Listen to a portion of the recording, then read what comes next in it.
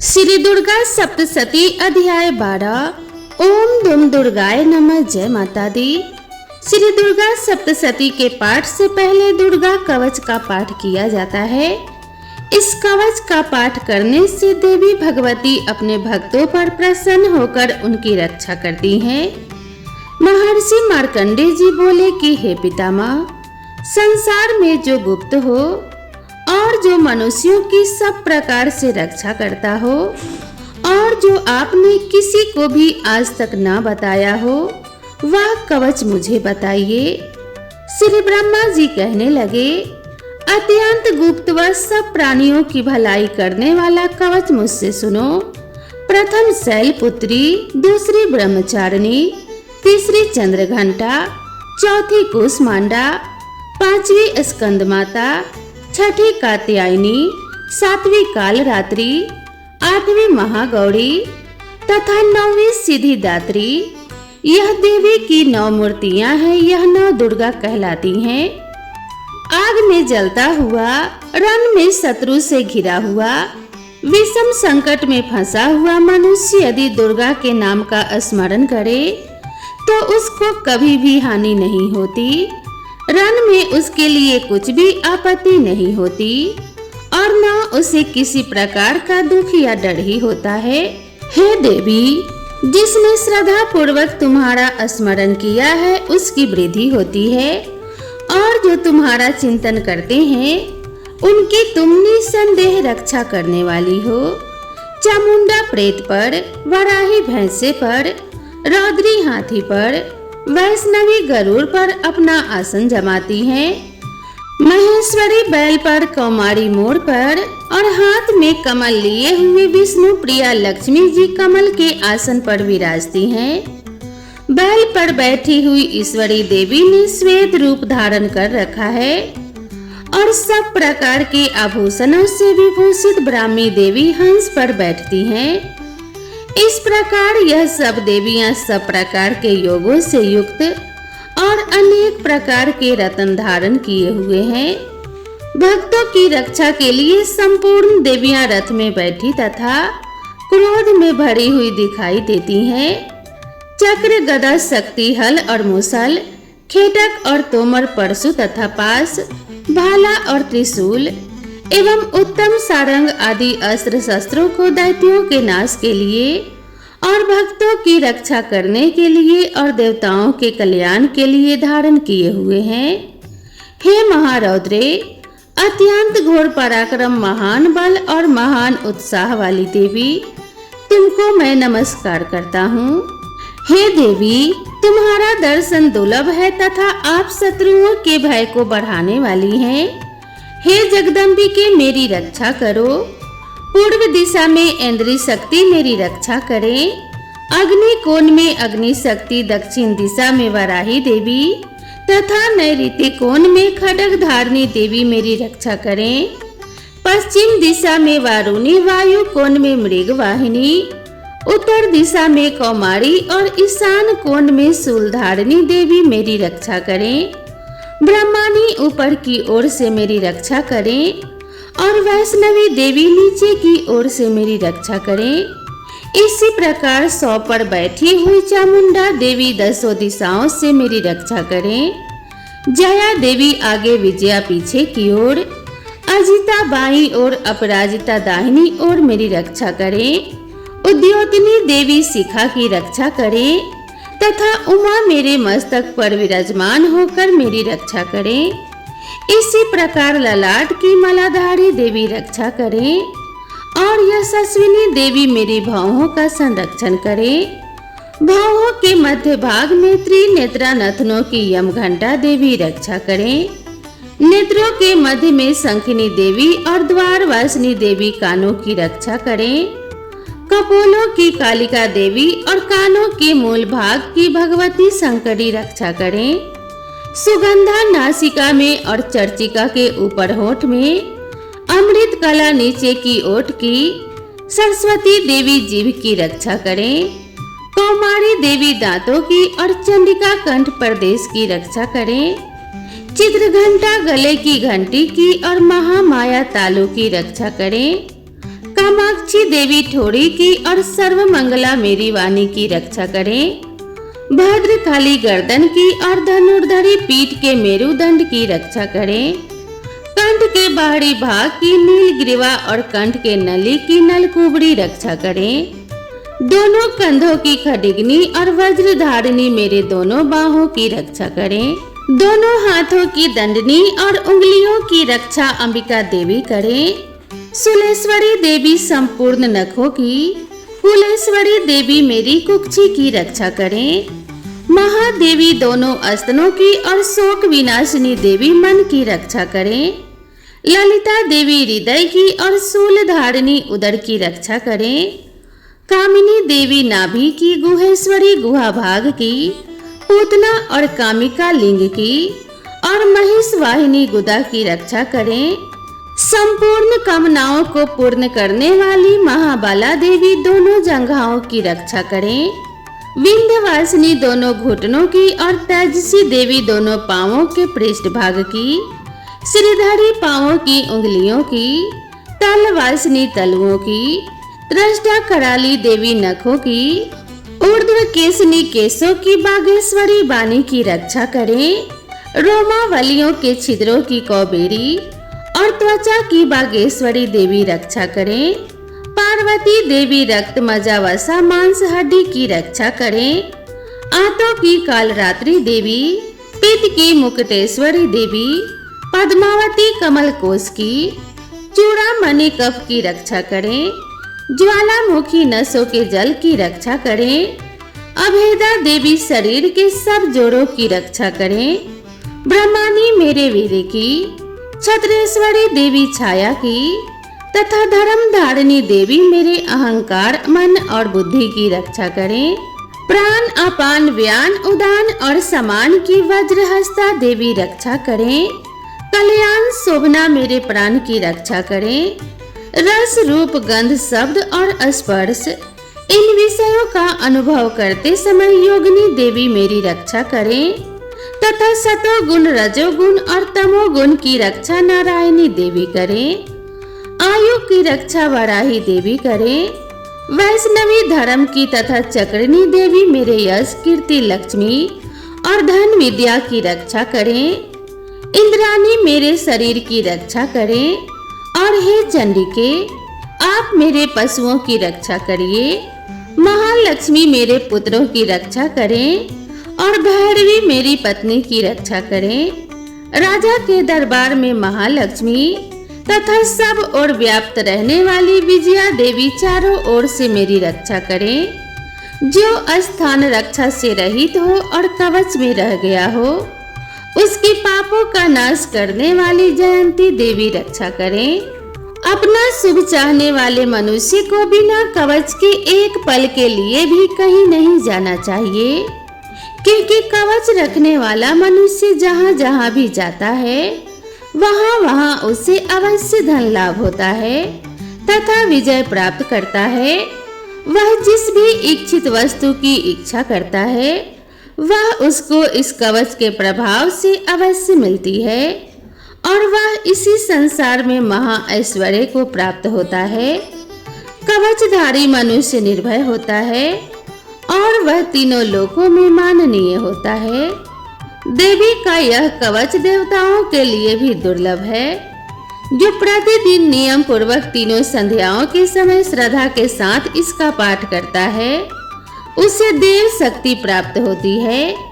वह तीनों लोकों को जीत सकता है तथा अकाल मृत्यु से रहित होकर 100 वर्षों तक जीवित रहता है। उसकी लूता, चर्म रोग, विस्फोटक आदि समस्त व्याधियां समूल नष्ट हो जाती है और अस्थावर, जंगम तथा कृत्रिम विष दूर होकर उनका कोई असर नहीं होता है। समस्त अभिचारक प्रयोग और इस तरह के जितने यंत्र मंत्र इत्यादि होते हैं इस कवच के हृदय में धारण करने पर नष्ट हो जाते हैं। इसके अतिरिक्त पृथ्वी पर विचरने वाले भूचर, नभचर, जलचर प्राणी, उपदेश मात्र से सिद्ध होने वाले निम्न कोटि के देवता, अपने जन्म के साथ प्रकट होने वाले देवता, कुल देवता, माला आदि डाकनी, साकनी, अंतरिक्ष में विचरने वाली अत्यंत बलवती भयानक डाकिनिया, ग्रह भूत पिशाच यक्ष गंधर्व राक्षस ब्रह्म राक्षस बेताल कुष्मांड और भैरव आदि अनिष्ट कारक देवता भी उस मनुष्य को जिसने कि अपने हृदय में यह कवच धारण किया है उसको देखते ही भाग जाते हैं। इस कवच के धारण करने से मन और तेज बढ़ता है। जो मनुष्य इस कवच का पाठ करके उसके पश्चात सप्तशती चंडिका का पाठ करता है उसका यश जगत में विख्यात होता है। जब तक वन पर्वत और कानन आदि इस भूमंडल पर हैं, तब तक यहाँ पुत्र पौत्र आदि संतान परंपरा बनी रहती है। फिर देहांत होने पर ऐसा मनुष्य परम पद को प्राप्त होता है जो देवताओं के लिए भी दुर्लभ है और अंत में सुंदर रूप को धारण करके भगवान शंकर के साथ आनंद करता हुआ परम मोक्ष को प्राप्त होता है। दुर्गा कवच यहाँ समाप्त होता है। अब हम आगे सुनेंगे श्री दुर्गा सप्तशती का 12वां अध्याय देवी चरित्रों के पाठ का महात्म्य। देवी बोली है, देवताओं, जो पुरुष इन स्तोत्रों द्वारा एकाग्रचित होकर मेरी स्तुति करेगा उसके संपूर्ण कष्टों को निसंदेह मैं हर लूंगी। मधु कैटव के नाश, महिषासुर के वध और शुंभ तथा निशुंभ के वध की जो मनुष्य कथा कहेगा, मेरे महात्म्य को अष्टमी चतुर्दशी और नवमी के दिन एकाग्रचित होकर भक्ति पूर्वक सुनेगा, उसको कभी कोई पाप न रहेगा। पाप से उत्पन्न हुई विपत्ति भी उसे न सताएगी। उसके घर में दरिद्रता न होगी और न उसे अपने प्रिय जनों का विछोह होगा। उसे किसी प्रकार का भय न होगा। इसीलिए प्रत्येक मनुष्य को भक्ति पूर्वक मेरे इस कल्याण कारक महात्म्य को सदा पढ़ना और सुनना चाहिए। मेरा यह महात्म्य महामारी से उत्पन्न हुए संपूर्ण उपद्रवों को एवं 3 प्रकार के उत्पातों को शांत कर देता है। जिस घर और मंदिर में या जिस स्थान पर मेरा यह स्तोत्र विधि पूर्वक पढ़ा जाता है उस स्थान को मैं कभी भी त्याग नहीं करती और वहाँ सदा ही मेरा निवास रहता है। बलिदान, पूजा, होम तथा महोत्सवों में मेरा यह चरित्र उच्चारण करना तथा सुनना चाहिए। ऐसा हवन या पूजन मनुष्य जानकर या बिना जाने करे, मैं उसे तुरंत ग्रहण कर लेती हूँ। शरद काल में प्रत्येक वर्ष जो महापूजा की जाती है उनमें मनुष्य भक्ति पूर्वक मेरा यह महात्म्य सुनकर सब विपत्तियों से छूट जाता है और धन धान्य तथा पुत्र आदि से संपन्न हो जाता है। मेरे इस महात्म्य एवं कथाओं को सुनकर मनुष्य निर्भय हो जाता है और महात्म्य के श्रवण करने वालों के शत्रु नष्ट हो जाते हैं। कल्याण की प्राप्ति होती है और उनका कुल आनंदित हो जाता है। सब कष्ट शांत हो जाते हैं तथा भयंकर स्वप्न दिखाई देना और घरेलू दुख इत्यादि सब मिट जाते हैं। बाल ग्रहों में ग्रसित बालकों के लिए यह मेरा महात्म्य परम शांति देने वाला है। मनुष्यों में फूट पड़ने पर यह भली भांति मित्रता करवाने वाला है। मेरा यह महात्म्य मनुष्यों को मेरी जैसी सामर्थ्य की प्राप्ति कराने वाला है। पशु पुष्प अर्ध धूप गंध दीपक इत्यादि सामग्रियों द्वारा पूजन करने से, ब्राह्मणों को भोजन कराकर हवन करके, प्रतिदिन अभिषेक करके, नाना प्रकार के भोगों को अर्पण करके और प्रत्येक वर्ष दान इत्यादि करके जो मेरी आराधना की जाती है उससे मैं जैसी प्रसन्न हो जाती हूँ वैसे ही प्रसन्नता मैं इस चरित्र के सुनने से हो जाती हूँ। यह महात्म्य श्रवण करने पर पापों को हर लेता है तथा आरोग्य प्रदान करता है। मेरे प्रादुर्भाव का कीर्तन दुष्ट प्राणियों से रक्षा करने वाला है। युद्ध में दुष्ट दैत्यों का संहार करने वाला है। इसके सुनने से मनुष्य को शत्रुओं का भय नहीं रहता। हे देवताओं, तुमने जो मेरी स्तुति की है अथवा ब्रह्मा जी ने जो मेरी स्तुति की है वह मनुष्यों को कल्याणमयी बुद्धि प्रदान करने वाली है। वन में सूने मार्ग में अथवा दावा नल से घिर जाने पर वन में चारों ओर से घिरा हुआ या शत्रुओं द्वारा पकड़ा हुआ, जंगल में सिंहों, व्याघ्रों या जंगली हाथियों द्वारा पीछा किया हुआ, राजा के क्रोध हो जाने पर मारे जाने के भय से, समुद्र में नाव के डगमगाने पर, भयंकर युद्ध में फंसा होने पर, किसी भी प्रकार के पीड़ा से पीड़ित, घोर बाधाओं से दुखी हुआ मनुष्य मेरे इस चरित्र को स्मरण करने से संकट से मुक्त हो जाता है। मेरे प्रभाव से सिंह, चोर या शत्रु इत्यादि दूर भाग जाते हैं और पास नहीं आते। महर्षि ने कहा, प्रचंड पराक्रम वाली भगवती चंडिका यूं कहने के पश्चात सब देवताओं के देखते ही देखते अंतर ध्यान हो गई और संपूर्ण देवता अपने शत्रुओं के मारे जाने पर पहले की तरह यज्ञ का भाग उपभोग करने लगे और उन्हें अपने अधिकार फिर से प्राप्त हो गए। युद्ध में देवताओं के शत्रुओं शुंभ व निशुंभ के देवी के हाथों मारे जाने पर बाकी बचे हुए राक्षस पाताल को चले गए। हे राजन, इस प्रकार भगवती अंबिका नित्य होती हुई भी बार बार प्रकट होकर इस जगत का पालन करती हैं, सबको मोहित करती हैं, जन्म देती हैं और प्रार्थना करने पर समृद्धि प्रदान करती हैं। हे राजन, भगवती ही महाप्रलय के समय महामारी का रूप धारण करती हैं और वही संपूर्ण ब्रह्मांड में व्याप्त है। वही भगवती समय समय पर महाकाली तथा महामारी का रूप बनाती हैं और स्वयं अजन्मा होते हुए भी सृष्टि के रूप में प्रकट होती हैं।